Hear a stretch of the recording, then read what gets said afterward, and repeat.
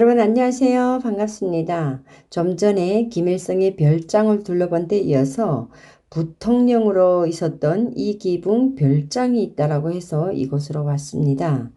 이 기붕 별장은 1920년대에 외국인 선교사들에 의해서 건축돼서 현재까지 보존된 건물로서 해방 이후에 북한 공산당 간부 휴양소로 사용되어 오다가 휴전 후에 부통령이었던 이기붕의 부인 박마리아가 개인 별장으로 사용하였다고 합니다.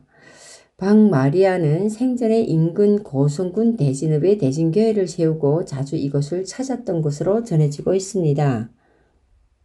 그리고 휴전 이후에는 부통령이었던 이기붕의 부인 박마리아 여사가 개인 별장으로 사용하다가 폐쇄되었고 또 1999년 7월에 역사안보 전시관으로 개수해서 현재 관람객들에게 관람이 되고 있다고 합니다.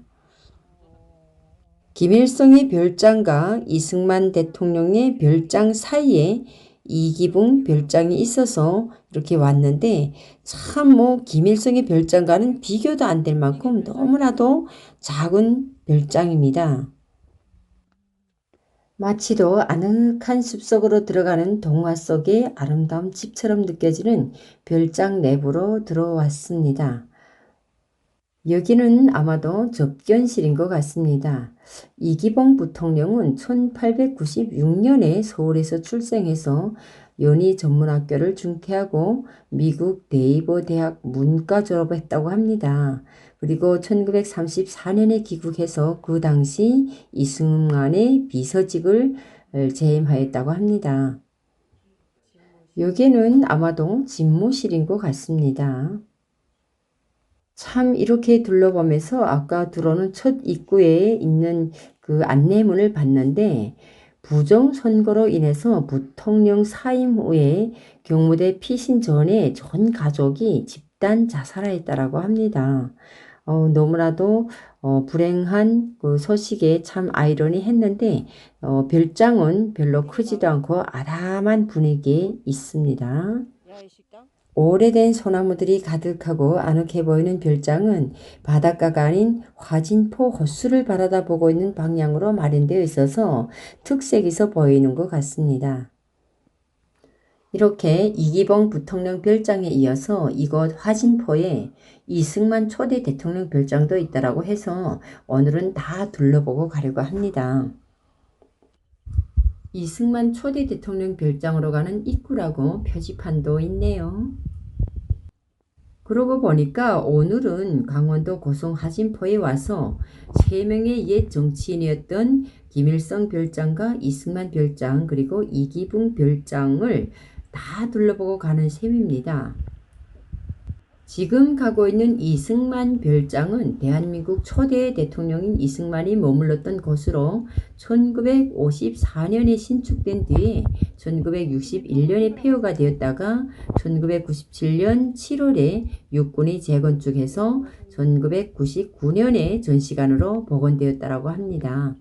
층층 계단을 따라서 한번 올라가 보도록 하겠습니다. 참 소나무가 우거진 아름다운 이곳, 경치도 좋고 공기도 좋은 이곳에 대통령들이 바깥 풍경을 즐기면서 편안하게 쉴 수 있는 이런 조용한 별장이 자리 잡고 있다고 하니까 오늘 한번 둘러보면서 그들의 역사를 알아가는 시간이 되지 않을까 생각을 합니다. 여기는 이승만 초대 대통령의 역사적 흔적들을 엿볼 수 있는 사진 자료들이 전시가 되어 있습니다. 이승만 초대 대통령의 역사를 전시해 놓은 사진들을 둘러보면서 별장으로 올라가다 보니까 화진포 호숫가가 한눈에 바라보이고 경치가 너무 좋아서 구경하는 저희 마음도 기분이 좋아지는 것 같아요. 좀 전에 둘러보았던 김일성의 별장보다도 아마 지금 여기가 가장 경치가 좋은 것 같습니다.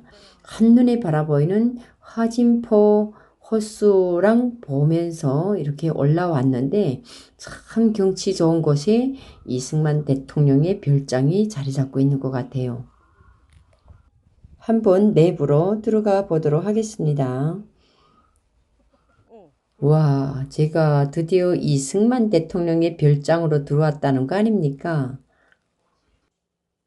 이승만 대통령과 프란체스카 영부인이 함께 마주 앉아 있는 이 모습을 보면서 갑자기 또 북한 생각이 나네요.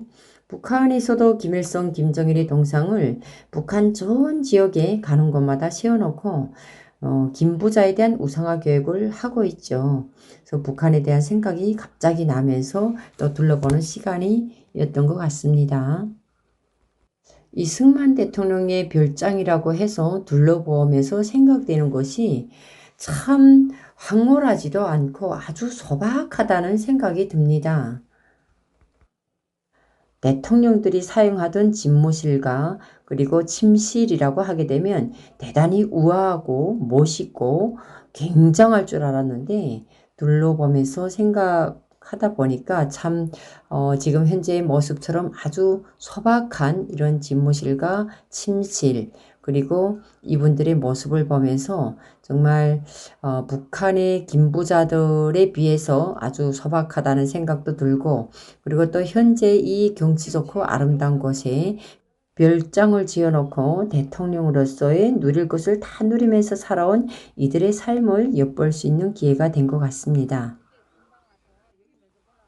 제가 이전에 충북 청주에 있는 청남대 대통령 별장에 가봤을 때는 아주 큰 규모로 잘 돼 있었는데 현재 여기에 와서 보니까 최초의 대통령 별장이라고 하는 이승만 대통령 별장이 아주 호화롭다라는 생각보다는 소박하다는 그런 흔적들을 엿볼 수가 있었습니다. 북한의 김일성, 김정일, 김정은, 김부자들이 누리고 있는 김일성 특각, 김정일 특각, 현재는 김정은이가 누리고 있는 특각들에 비해서는 아주 소박하다고 볼 수가 있겠죠. 이런 생각 저런 생각 하면서 여기로 올라오다 보니까 여기는 또 이승만 대통령 화진포 기념관이라고 합니다. 자연 풍경이 매우 아름다운 동해의 명승지로 알려진 이곳 고성 화진포 현 위치에 이승만 대통령 별장을 이전의 모습으로 복원해서 2007년 8월에 기념관으로 개관했다는 기념관 건물의 유래도 있네요. 기념관 안으로 들어와서 보니까 이승만 대통령의 연보를 한눈에 볼 수 있는 사진 자료들이 있습니다. 일제가 105인 사건을 계기로 해서 이승만 박사를 체포하려고 들자 1912년에 다시 미국으로 망명한 이승만 박사가 대한민국 임시정부 초대 대통령으로 구미위원부 위원장으로 독립운동을 주도하다가 1945년에 해방된 조국에 돌아와서 3년간의 건국투쟁 끝에 현대 대한민국 국가의 창업을 이룩하였다고 합니다.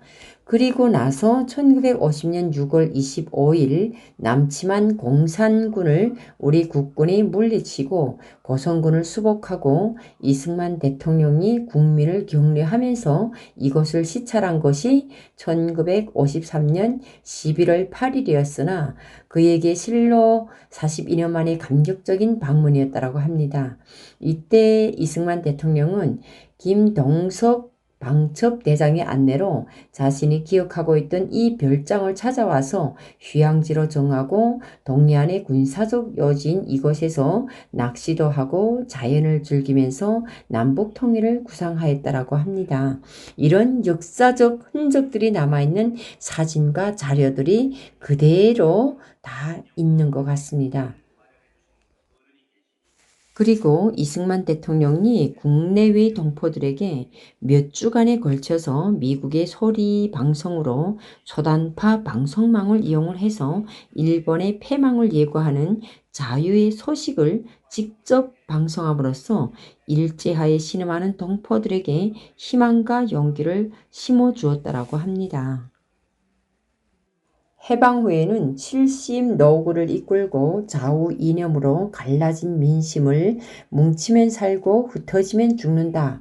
이런 구호로 단결시키면서 한반도 공산화 음모인 신탁 통치와 좌우 협착을 극복한 건국 위협 그리고 외세를 등에 업은 북한의 6.25 남침을 막아내서 자유를 수호하고 전쟁으로 파괴된 국토 재건에 온 힘을 다했던 이승만 대통령이 하와이 체류 중에 90세를 바라보면서 심신이 지칠 대로 지쳐 있었던 이런 역사적 자료들이 그대로 있습니다. 이렇게 이승만 대통령이 전생을 다 바쳐서 사랑하는 민족과 강토를 다시 보는 것이 소원이었다라고 하면서 1962년 3월 17일에 이승만 대통령이 더 있으면 비행기 여행이 불가능하다는 의사의 권고에 따라서 귀국길에 나서려고 했다가 그날 당일 아침에 우리나라 정부의 귀국 만료 의사를 이제 제안을 받고 나서 충격을 엄청 받은 것 같아요. 그래서 그날 이후로부터 휠체어에서 다시 일어나지 못하고 두 번 다시 일어설 수 없는 이런 지경까지 이르게 되었고 또 이러다 보니까 그 심경으로 인해서 1965년 7월 19일에 만 90세를 일기로 생을 마감했다라고 합니다.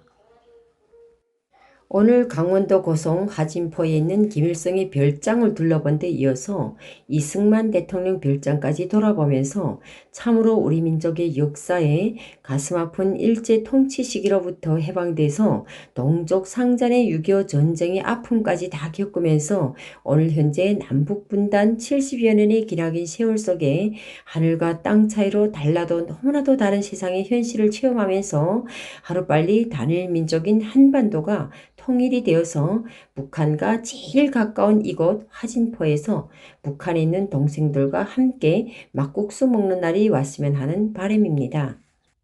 오늘도 저희 영상을 시청해주신 모든 분들 감사합니다. 다음 시간에 봬요.